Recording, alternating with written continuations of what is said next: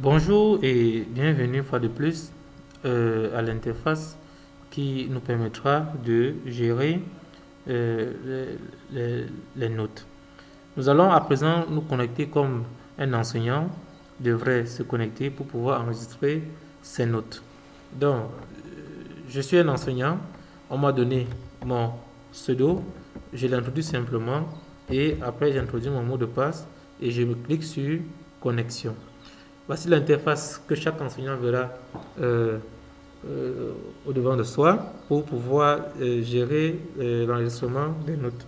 Voilà, il suffit pour enregistrer des notes de venir sur évaluation et de cliquer enregistrer notes. Très bien. Donc, une fois que je clique sur enregistrer notes, je reprends, je viens dans évaluation, je clique simplement sur enregistrer notes. C'est en deux clics. C'est en deux clics. Donc, quand j'arrive, je suis à l'accueil, je viens sur enregistrer évaluation, je clique sur enregistrer notes et l'interface d'enregistrement des notes se présente directement devant moi. Par exemple, moi, je suis l'enseignant Téné Floribert et toutes les classes dans lesquelles je passe pendant l'année seront affichées automatiquement dans mon interface. Comme vous voyez, j'ai là 14 classes et je commence en quatrième allemand et je continue en quatrième espagnol. Voilà, chaque fois, nous avons des renseignements qui nous donnent l'année scolaire, nous avons des renseignements qui nous donnent la séquence et de ce côté, nous avons la liste des élèves et la zone pour insérer les notes.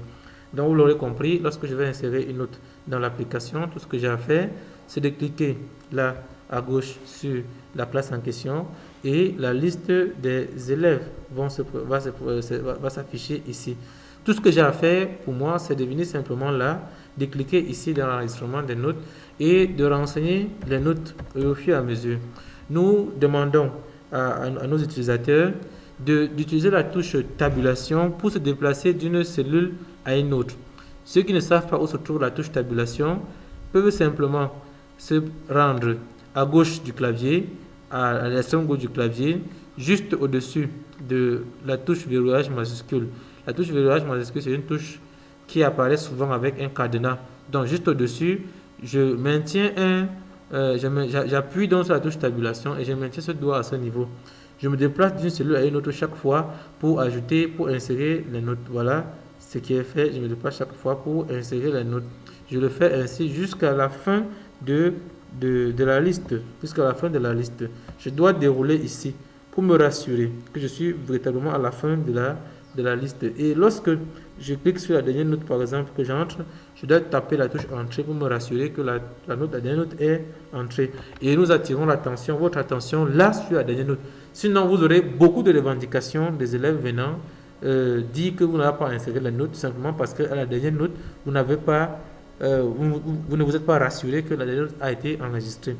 Donc, une fois la dernière note enregistrée, nous n'avons pas besoin de cliquer quelque part. L'application est programmée en sorte que les notes s'enregistrent automatiquement lorsque nous quittons d'une cellule à une autre cellule. Ça veut dire que, à présent, si par exemple il y a coupé de lumière, tout ce que je viens d'insérer là, nous avons la garantie que c'est déjà enregistré au niveau du serveur. Lorsque j'ai fini avec une classe, je viens simplement sur la prochaine classe, je clique là et je reprends la même procédure jusqu'à la fin. Très bien, nous disons, ça c'est l'application, ce que nous devons faire pour insérer la note. Voilà, la procédure pour insérer la note, c'est terminé. Je fais jusqu'à la dernière classe. Et je peux revenir encore me rassurer que, eh bien, j'ai rempli toutes les notes. Il suffit simplement de cliquer sur une classe, d'utiliser la barre de défilement là pour glisser et se rassurer qu'aucune case n'a été laissée vide. Et nous avons donc l'assurance que, voilà, tout est bien.